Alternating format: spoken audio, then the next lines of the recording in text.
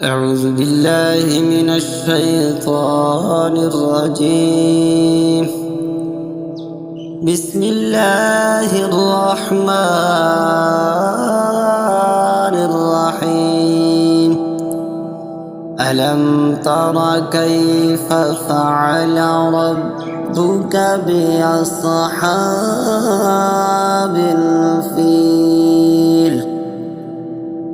ألم يجعل كيدهم في تضليل وأرسل عليهم طيرا أبابيل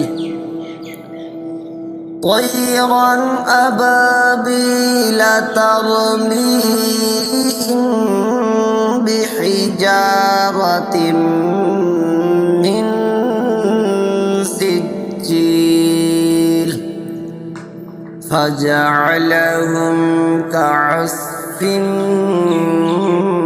مأكول. آمنت بالله صدق الله العظيم.